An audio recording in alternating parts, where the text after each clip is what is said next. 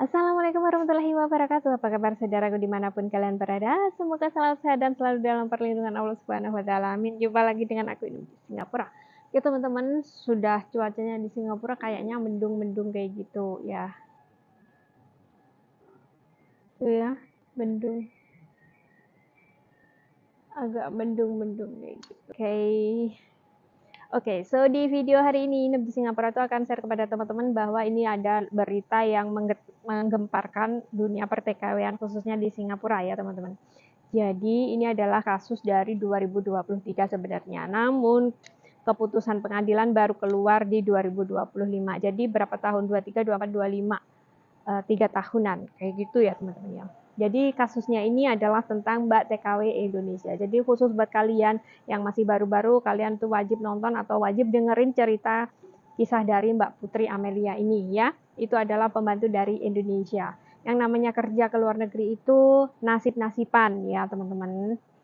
Yang penting kita berdoa, berikhtiar, berusaha. Namun kalau sudah memang di luar negeri itu sudah mengalami kekerasan fisik, kalian harus cepat-cepat lapor ke polisi. Jadi buat kalian yang penasaran bagaimana ceritanya, ikutin terus video Inem di Singapura dan jangan lupa untuk like, komen, dan juga subscribe videonya agar kalian tidak ketinggalan berita-berita ataupun informasi-informasi tentang keluhan ataupun apapun itu di tentang TKW Singapura. Oke, langsung saja. Oke teman-teman, jadi ceritanya ini berawal dari Mbak Putri Amelia yang mengadu nasibnya ke Singapura di tahun 2023. Jadi Mbak Putri ini telah bekerja pada bulan Maret 2023 kepada keluarga Melayu Ibu Nur Wahidah.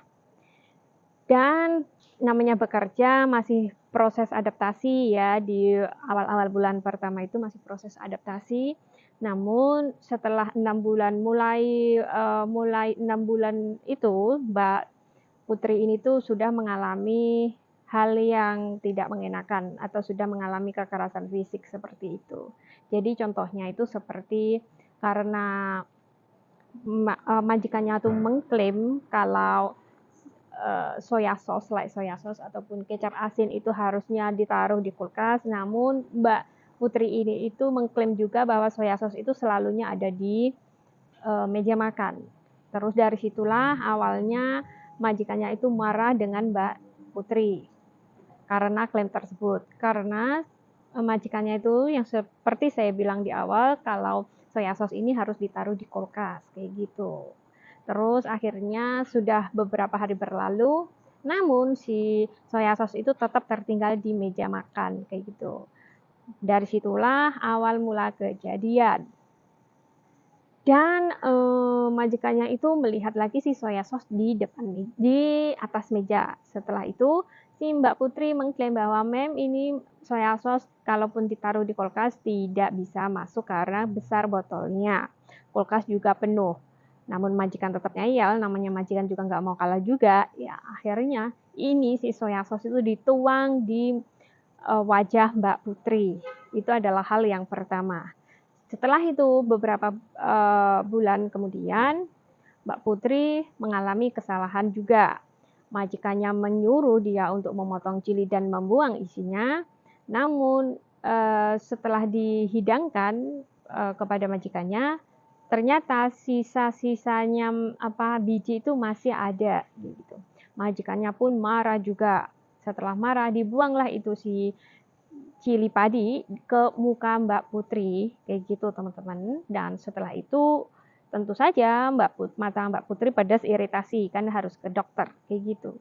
Oke, setelah ke dokter beberapa hari kemudian sembuh. Setelah itu Mbak Putri juga sering mengalami kekerasan fisik seperti dijewer telinganya, terus kadang dilempar pakai sepatu karena kalau setiap kali membuat kesalahan dan majikannya itu nggak bisa ngontrol untuk mengapa ya, kayak penganiayaan kayak gitu. Akhirnya lama-kelamaan Mbak Putri juga nggak kuat dengan majikannya, akhirnya dia lari dan meminta bantuan kepada polisi.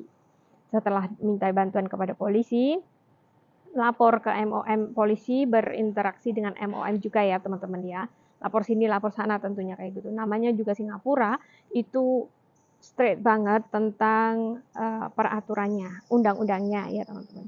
Dan bahkan kasus ini sampai ke MOM, Mbak Putri ini tuh dikasih uang, mau disogok agar kamu nggak usah lapor polisi, aku kasih kamu 2000 kayak gitu, Singapore dollar ya, 2000 Singapore dollar kayak gitu. Namun Mbak Putri menolaknya dan akhirnya kasus ini sampai ke pengadilan negeri Singapura. Jadi kasus ini berawal dari 2023 sampai ke 2025 baru keputusan pengadilan. Jadi lumayan agak lama ya, kayak gitu. Karena memang Singapura ini tuh detil banget, best banget undang-undangnya, peraturannya ya. Dicek sedetil apapun itu dicek. Jadi berhati-hatilah kalau ada kalian melakukan kesalahan yang fatal itu ya, teman-teman. Jadi akhirnya setelah melakukan proses persidangan di pengadilan, akhirnya Mbak Putri itu memang teraniaya oleh majikannya dan majikannya itu dihukum 4 minggu saja, 1 bulan ya teman-teman, 1 bulan saja. Namun memang meskipun cuma 1 bulan, di sini sudah bad record karena sudah melakukan penganiayaan terhadap pembantunya dan ini pasti sudah di-ban dari MOM ya, nggak boleh ambil pembantu lagi, kayak gitu.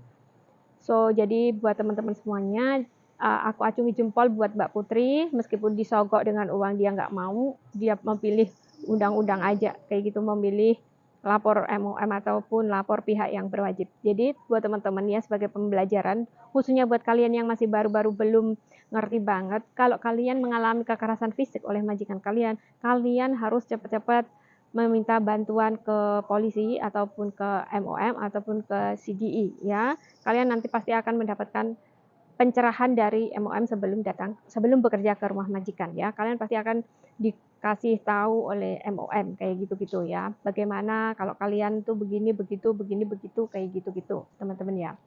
Oke, jadi dari sinilah kasus Mbak Putri berakhir dan akhirnya Mbak Putri sekarang bebas, sudah bisa pulang karena dia juga capek juga kayak gitu ya teman-teman. Untuk majikannya masih di dalam penjara selama 4 minggu kayak gitu. Dan begitulah ceritanya. Banyak sekali cerita-cerita yang lainnya. Tunggu saja kabar beritanya dan pantengin terus channel Inem di Singapura. Di sini sebagai informasi dan pembelajaran saja ya teman-teman ya. So semoga informasi dari Inem ini itu bisa bermanfaat buat teman-teman semuanya dan cukup sekian. Wassalamualaikum warahmatullahi wabarakatuh.